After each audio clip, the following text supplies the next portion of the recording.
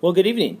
Welcome to the video for Lesson 4.5. This is again going to be a problem-solving lesson, and the title for this one is actually a little like that problem that we had on the last test, where we're going to be accounting for all possibilities. And I'm referring to the problem where you had a class of 24 and you were picking two people to be representatives to go do something, and how many different combinations there were. And we do have a special guest here today. Say hi. Hi, I'm Jake. So Jake's going to be helping me, and we're going to dig right into this. So let's take a simplified example of that test question that we were talking about, and let's go ahead. Actually, that problem, what you were supposed to do is simplify it down to a simpler problem. And so what a lot of you did is you simplified it down to, suppose you had a class of 5 people. All right, so we're going to do A, B, C, D, and E. Okay, and we were trying to figure out how many two-person combinations there were. So the basic idea, really, we kind of got ahead of ourselves on that test question, because really what you did was not just simplify from a class of 24 down to 5. That was last chapter's strategy. But you also had to figure out, okay, how many combinations are there? Okay, and so one of the ways we talked about when we went over that test is you could draw a class of 5, and let's look at the combinations. We could send A and B. We can send A and C, yep, keep going, A and D, A and E. I'll switch colors here. And so those are all the two-person combinations that involve A. But what if we leave out A and we do B with, oops, I didn't switch colors. Why didn't that work? Okay, what if we do B with C, or B with D, or B with E? That's 3 more, right? Mm-hmm. In fact, we can keep track as we go. So we had 4 of the red that involved A. We have 3 more that involve B. Yeah, okay. Let's use blue. C could go with D or with E. That's 2 more. And then finally, D could go with E. I missed that color there. D could go with E. And so that's, boy, my stylus is not working today. Okay, so that would be 2.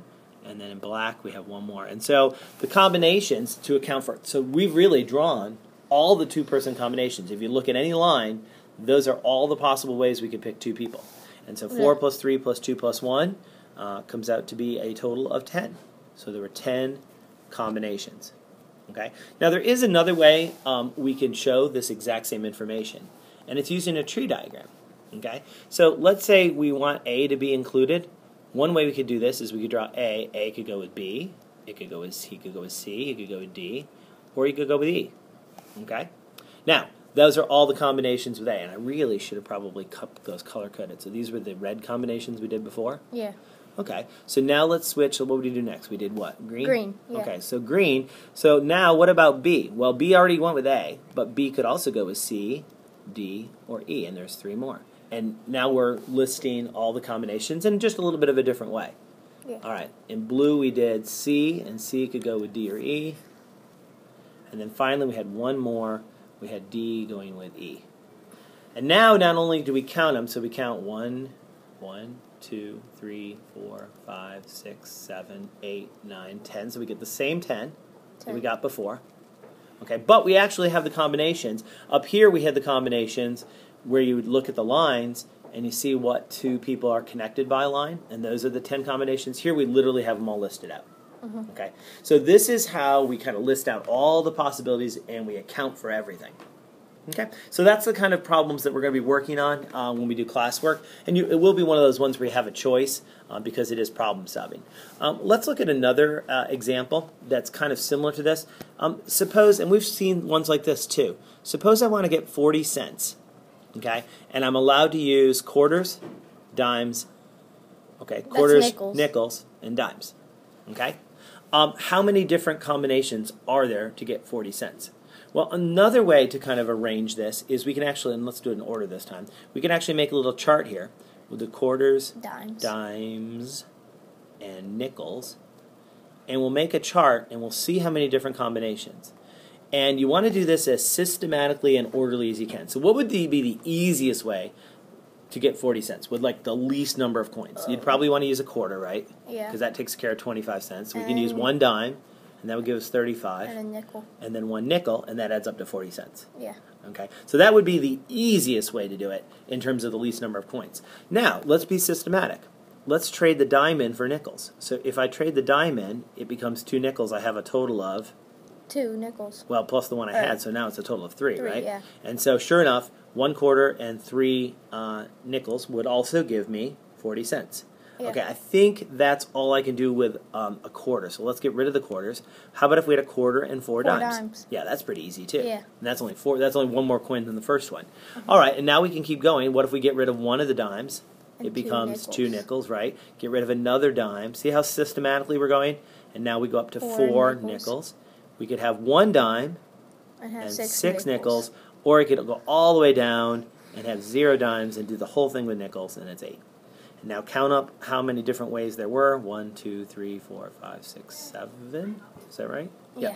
So there are 7 ways to get 40 cents. And the nice thing about this problem-solving strategy is it doesn't just tell me how many ways there are. We've actually listed them all out. Yeah, what the ways are. Yep. So, all right. The last example a lot of times comes up with meals or with getting dressed in the morning.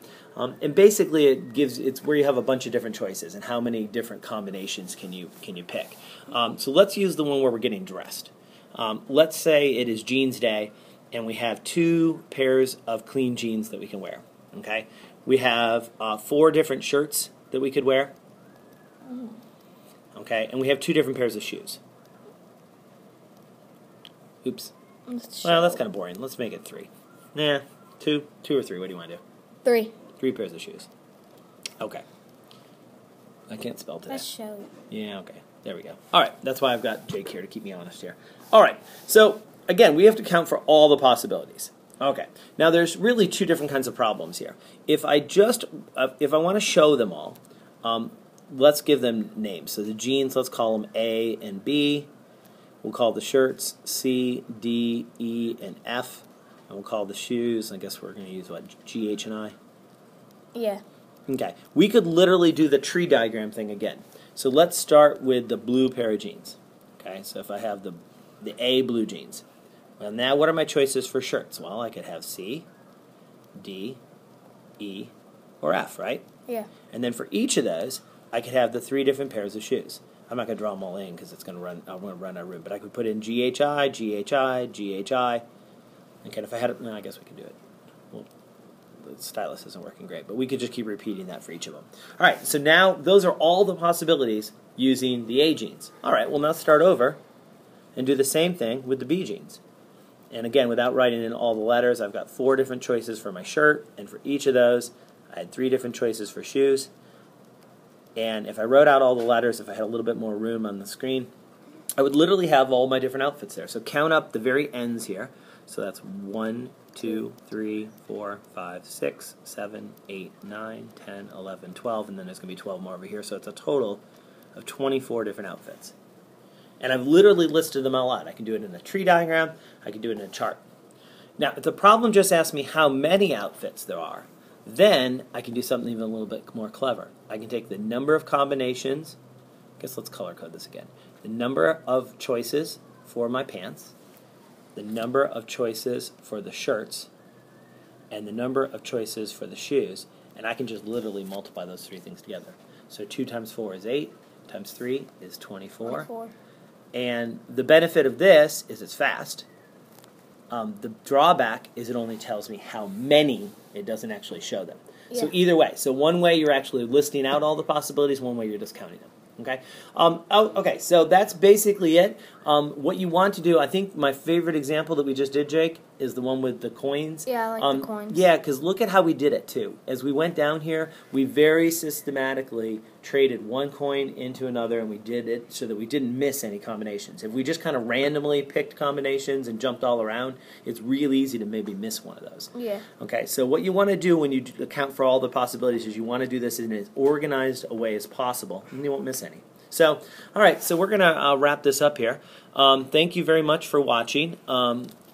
We did do, let's see, how many examples did we do? We did 3 examples? 3. Okay, so that would be a good thing to remember for the daily quiz. And let's see.